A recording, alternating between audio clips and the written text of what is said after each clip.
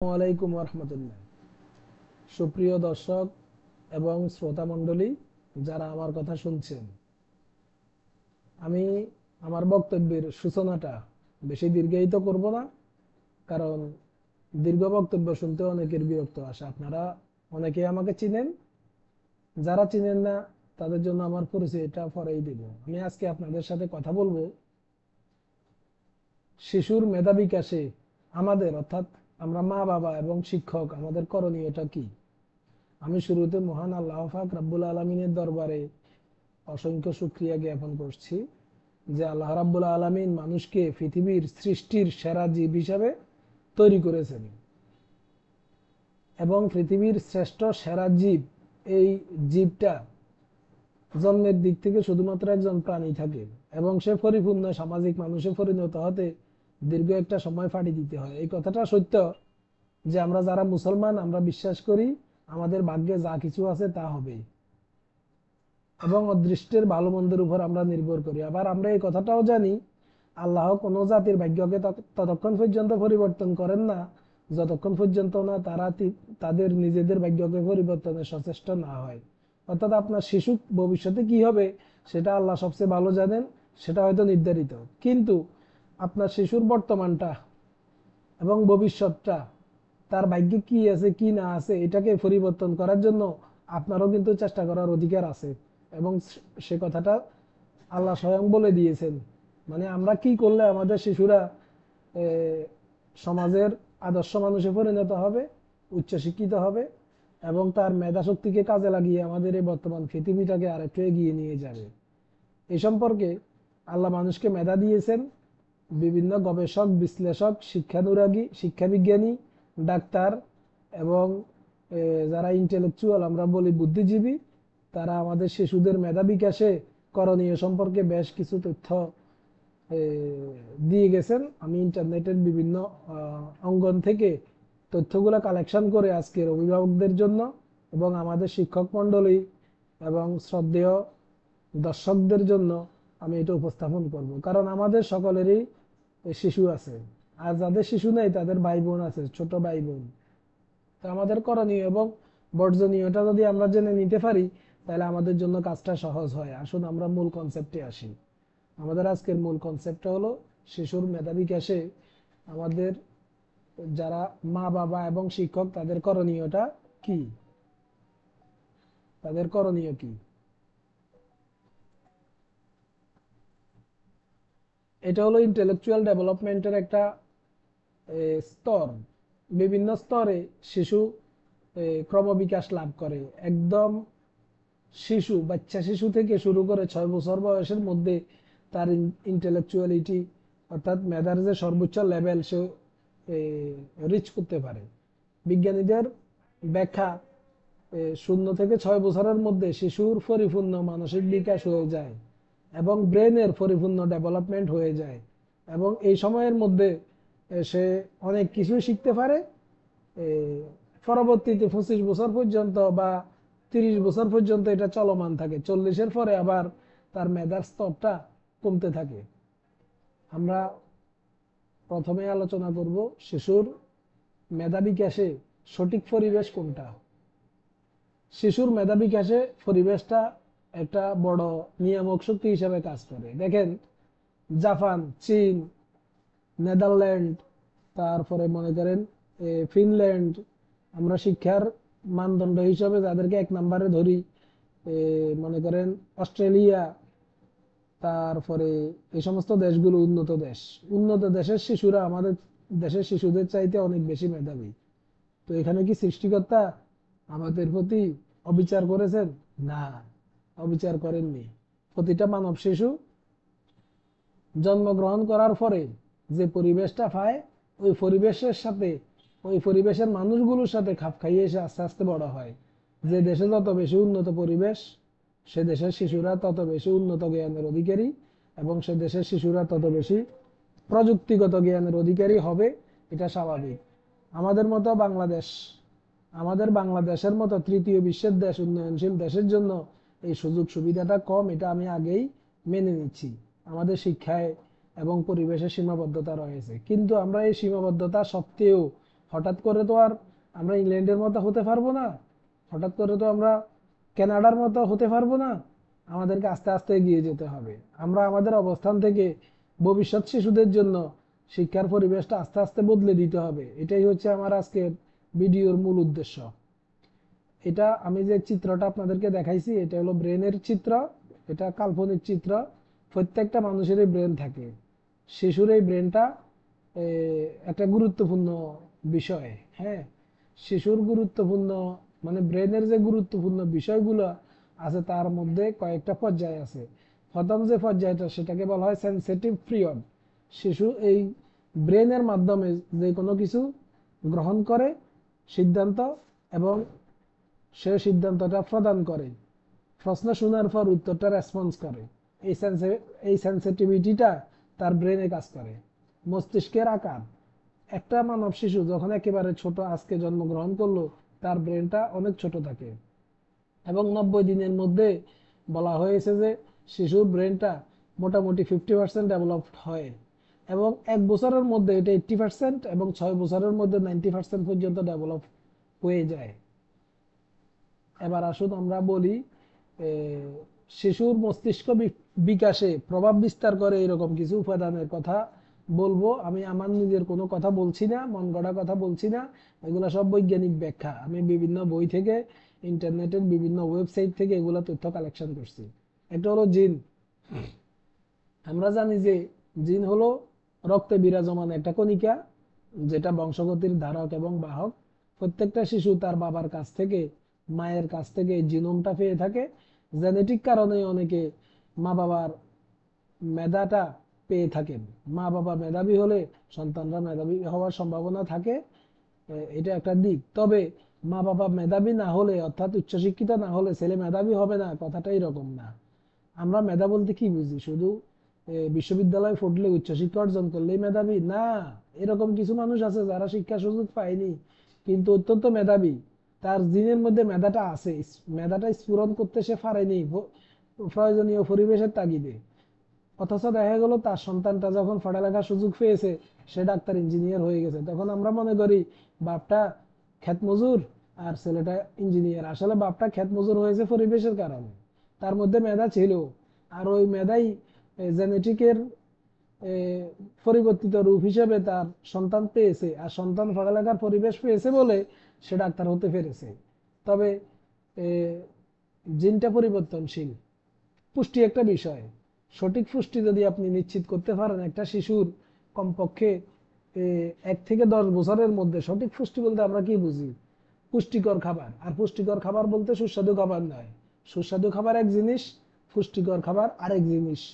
আমরা অনেকেই মনে করে থাকি যে মাছ মাংস শুধু পুষ্টিকর খাবার। না, মাছ মাংস প্রয়োজন আছে, কিন্তু শুধু মাছ মাংস পুষ্টিকর খাবার নয়। শাক সবজি, ফল মূল সবকিছুতে, পৃথিবীর সৃষ্টি সকল জীবের মধ্যেই আলাদা আলাদা পুষ্টিগুণ আছে। আমাদেরকে বাই রোটেশন সুষম খাদ্য শিশুদেরকে খাওয়াতে হবে। আর আমরা শিশুদেরকে যে আর্টিফিশিয়াল জিনিসগুলো এখন খাওয়াই, চিপস, জুস, জাঙ্ক ফুড, এগুলা খাওয়ানো যাবে না, কারণ এগুলা মুখরোচক, সুস্বাদু, কিন্তু এগুলাতে পুষ্টিগুণ নেই। প্রাকৃতিক পুষ্টিতে ভরপুর আছে এরকম পুষ্টিকর খাদ্য যদি আপনার শিশু খায় 6 বছর পর্যন্ত, 10 বছর পর্যন্ত, অবশ্যই সে মেধাবী হবে। আপনার শিশুর মধ্যে উদ্দীপনা জাগাতে হবে। আপনি যখন বাজারে যান, আপনার শিশুটা যখন 6 বছর 7 বছর বয়স হয়ে গেছে, তাকে হাতে ধরে বাজারে নিয়ে যান, সে পৃথিবীটাকে দেখুক। আপনি কিভাবে বাজার করতেছেন সে শিখুক।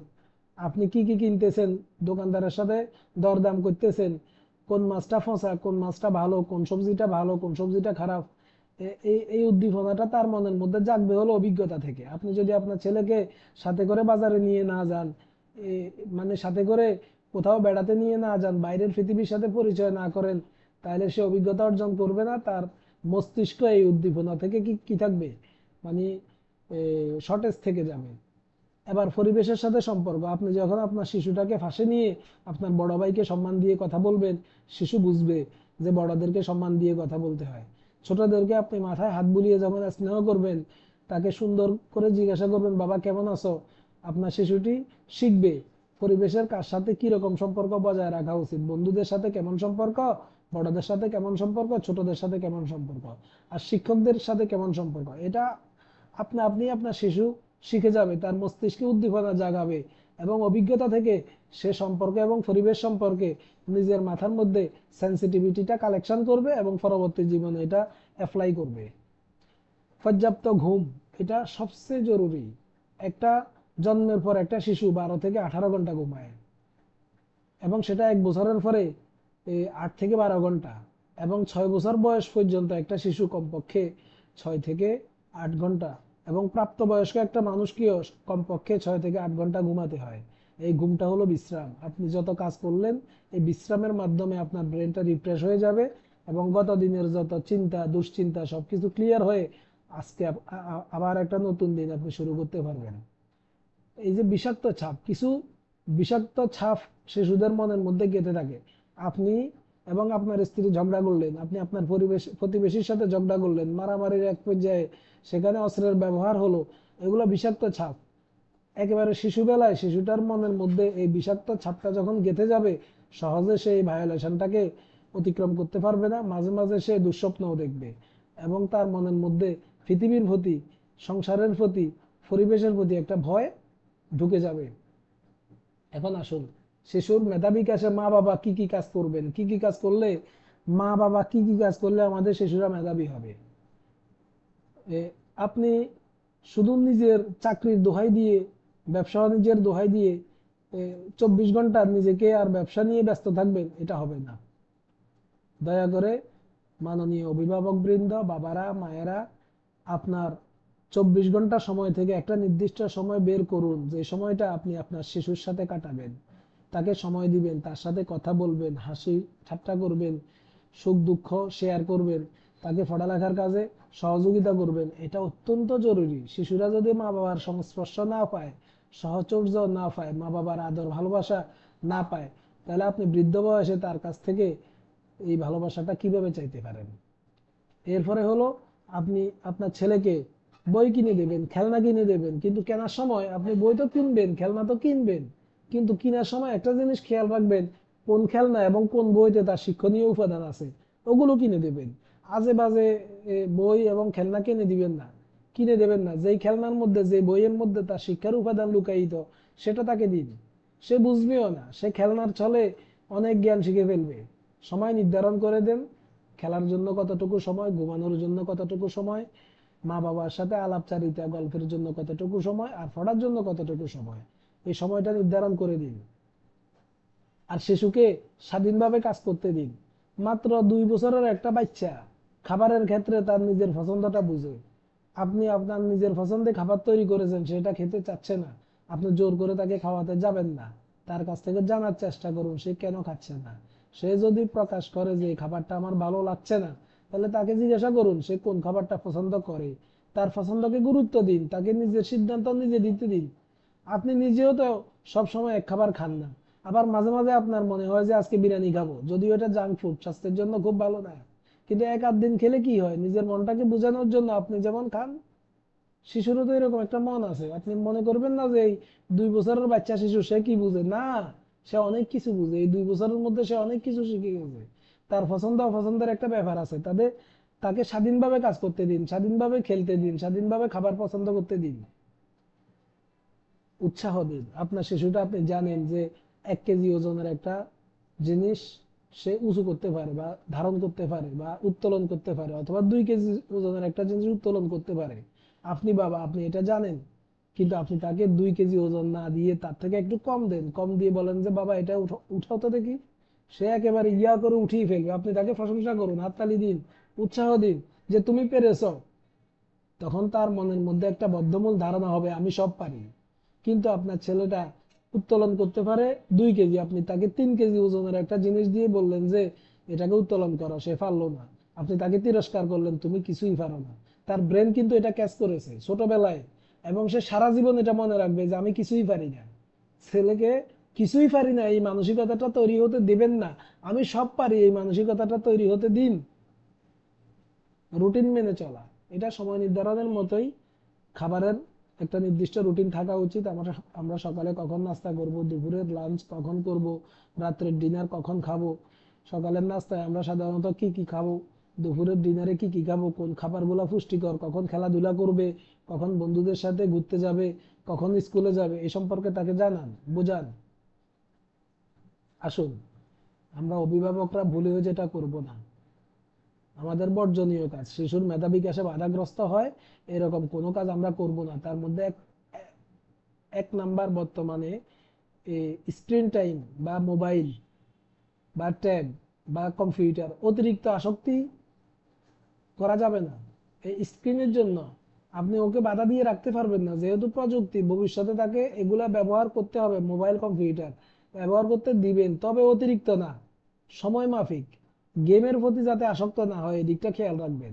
আর তাকে শিখান যে প্রযুক্তিটাকে ব্যবহার করে মজার মজার কার্টুন, গল্প, তারপরে বর্ণমালা, এগুলা শিখার অনেক অ্যাপস আছে, অনেক ভিডিও আছে ইউটিউব, আপনি ওগুলা তাকে দেখতে দিন, তাকে এগুলা খুঁজে বের করতে দিন। দেখবেন যে আস্তে আস্তে সে ওগুলার প্রতি আসক্ত হয়ে যাবে, আর গেমের প্রতি আসক্ত হবেন না। অপ্রয়োজনীয় চাপ দেবেন না।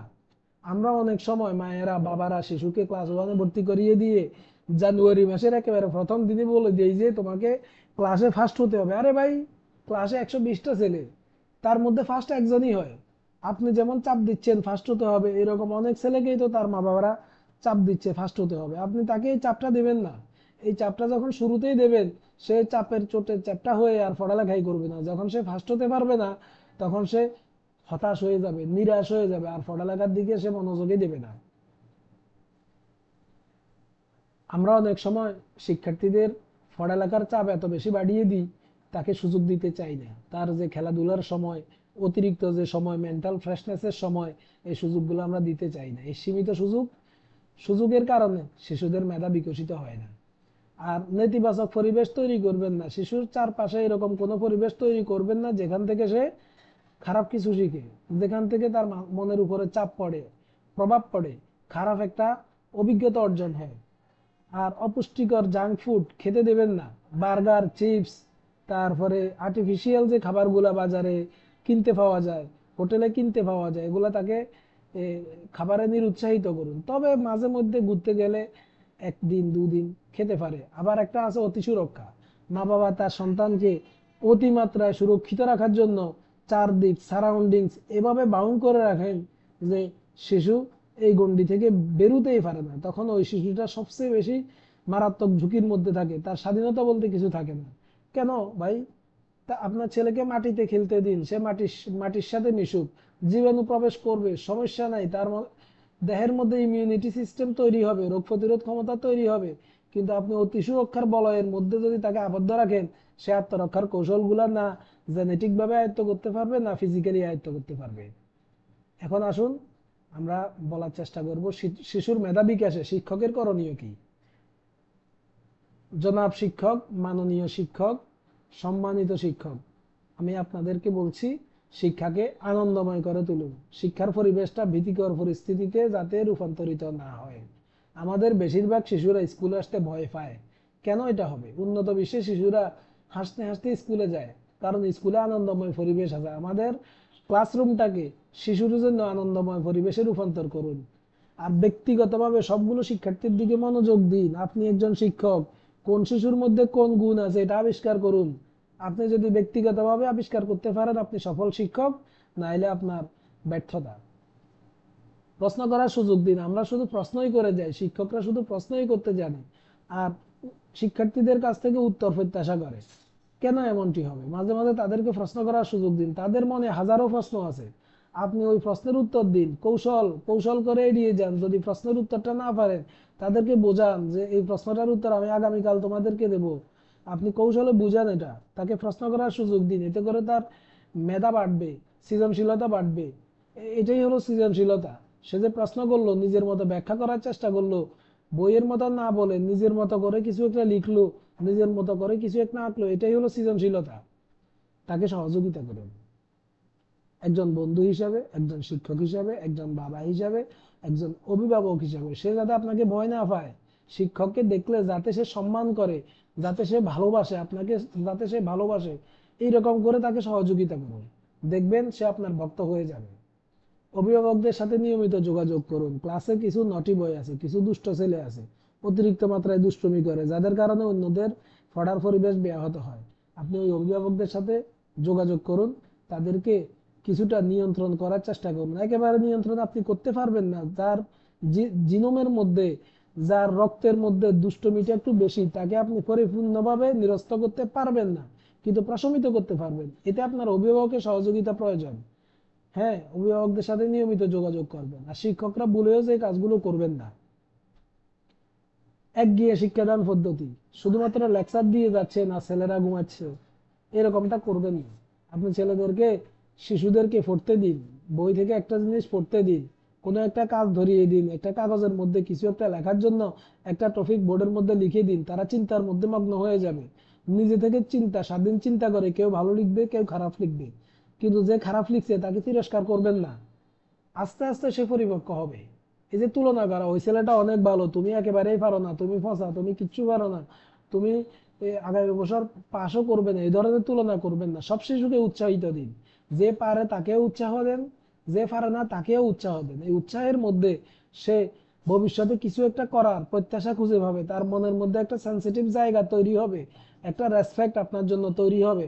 আমার একজন বন্ধু আমার থেকে ভালো পারছে, শিশু, সে নিজেই সেটা বুঝে। আপনি যদি আবার তাকে তুলনা করেন, তখন সে ড্যামেজ হয়ে যাবে, তার ব্রেনটা ডাল হয়ে যাবে, সে আত্মবিশ্বাস হারিয়ে ফেলবে। এরকমটা করবেন না স্যার।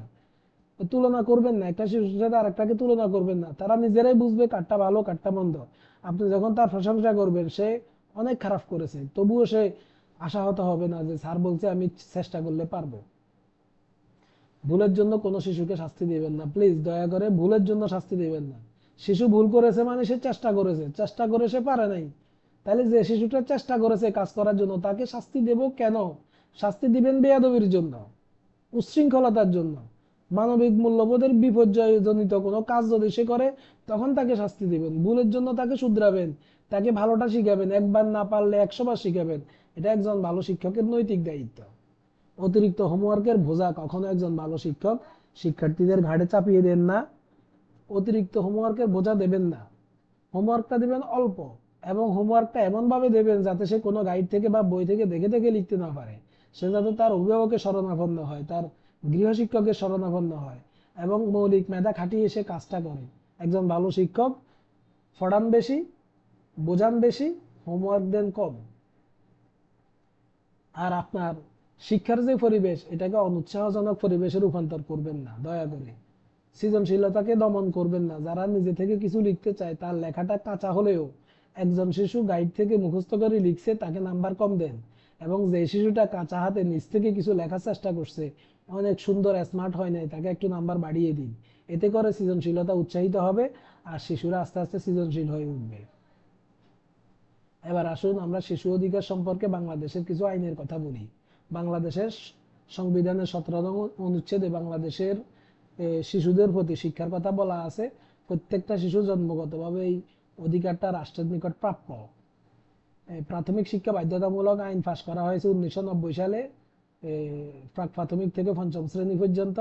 এরপরে জাতীয় শিশু নীতি 2011 প্রণয়ন হয়েছে, শিশু আইন 2013 প্রণীত হয়েছে, জাতীয় শিশু অধিকার কমিশন গঠিত হয়েছে 2018 সালে, এবং 6 থেকে 16 বছর বয়সী শিশুদের বিনামূল্যে বাধ্যতামূলক শিক্ষা, মানে ষষ্ঠ থেকে দশম শ্রেণী পর্যন্ত পাঠ্যপুস্তক ফ্রি এবং বিনামূল্যে শিক্ষা পদ্ধতি বাধ্যতামূলক করা হয়েছে।